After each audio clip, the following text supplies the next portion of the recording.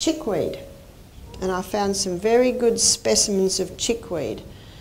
Now, chickweed looks very, very similar to radium. Yep, you probably can hardly see the difference there. So there is a way to tell the difference.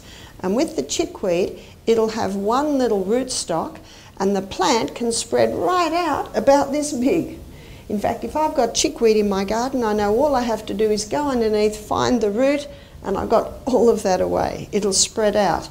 Now, the identifying factor with chickweed, and you can come up in the break. Now, I don't know if you can see that, but when you break the chickweed stem, there's a thread in there. So that's held together because there's a little thread inside the stem. So that's the identifying factor with chickweed. And chickweed is a delightful herb. Feel free to come up and have a chew of the leaf. It is not bitter at all, so it's very, very nice in your salads. My first husband was a drug addict and an alcoholic, and I had 6 children in the rainforest, no electricity. Sometimes times were a bit tough and there was not a lot of money around. In fact, when times were tough, we ate lentils and chickweed and we did very well. So the chickweed can be thrown in your soups and your stews, and all the minerals will go in there. But you can see how the leaf is not as dark as the stinging nettle. It still has some iron, it still has some minerals, but it has quite a shallow root. I don't think I picked any root there. But medicinally, the chickweed is an anti-itch herb. And I know when my children had contact with chickenpox or measles, you know, the next few days we're weeding in the garden, and my daughter Emma would say, "Leave the chickweed, Mum, we're going to need that." And for measles, chickenpox, you know, itchy things, you can pour boiling water on it, and the tea, when it cools, you can put into ice trays.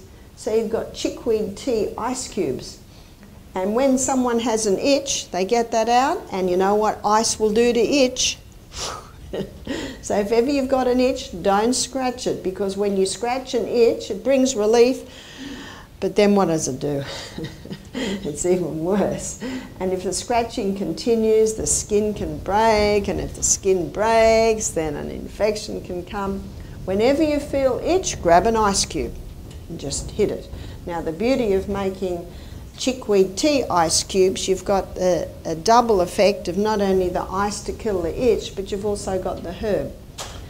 If someone has chickenpox, measles, you can make a bath and throw a heap of chickweed in the bath and they can bathe in the chickweed bath. Would you use it for a psoriasis? You certainly can. You certainly can. Now, psoriasis has a yeast aspect too. There's the rash on the skin. So you could warm up coconut oil in a double saucepan, and you could put the chickweed in it.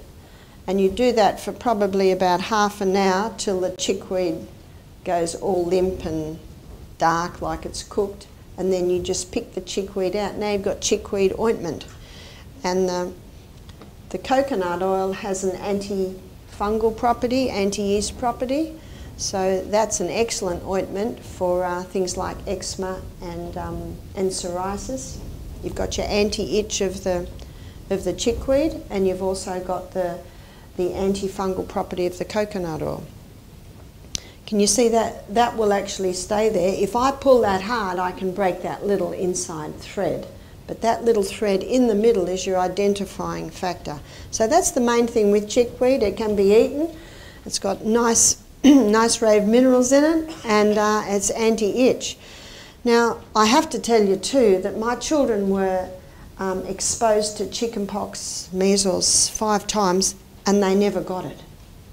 We'd get all the chickweed ready, and they would never get it. And I was talking to a naturopath one day. I said, "It's really funny, my children keep getting exposed. Everyone gets it, my children don't." He said, "I know why." He said, "Your children are running barefoot through the hills. They're eating all the food out of the garden, which is incredibly high in minerals and nutrients." He said, "Their bodies are functioning so well, it's not taking them down."